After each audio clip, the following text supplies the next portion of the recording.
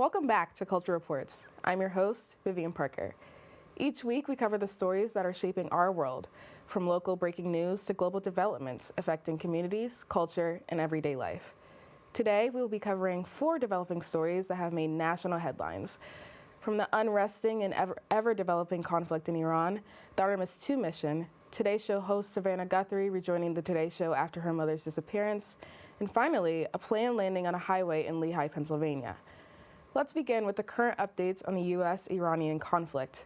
This Tuesday, President Trump agreed to a 2-week ceasefire with Iran just hours before the proposed deadline, after talks with the Pakistani Prime Minister Shehbaz Sharif, who urged the president to delay U.S. military action.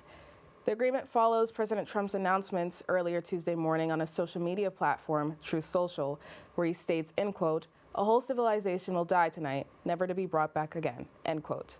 The ceasefire has allowed oil transit to move through the Strait of Hormuz with the help of the U.S. military. Discussions with Pakistan regarding a longer-lasting ceasefire began this Friday with the hopes to negotiate. According to NBC, 13 U.S. service members have been killed. International wars tend to impact America's soil, and this one has been no different, as tensions rise due to gas prices, with the national average rising to around $4 per gallon.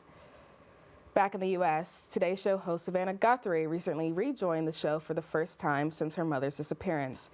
Nancy Guthrie is believed to have been kidnapped from her home in Tucson, Arizona. While the whereabouts of Nancy still remain unknown, Guthrie returned to the show with a sense of optimism and strength. The emotional return was met with extreme love and care from her colleagues at NBC. According to the network, Guthrie and other journalists in the newsroom wore bright yellow ribbons to honor her mother. Here in Pennsylvania, a small plane made an emergency landing on a highway in Lehigh County on Saturday morning. Pennsylvania State Police reported that the plane was operated by a Michigan native who was attempting to fly from New Jersey to Indiana. The pilot reported that the aircraft was experiencing engine issues and had to make an emergency landing. Neither the pilot or the passenger were injured. Shifting to more positive news, last Wednesday, NASA launched their Artemis II mission towards the moon. The crew, made up of 4 astronauts, Weed Wiseman, Victor Glover, Christina Koch, and Jeremy Hansen, is now on its 7th day of the 10-day mission. This mission makes history, as it is the furthest humans have traveled from Earth since the Apollo mission in 1972.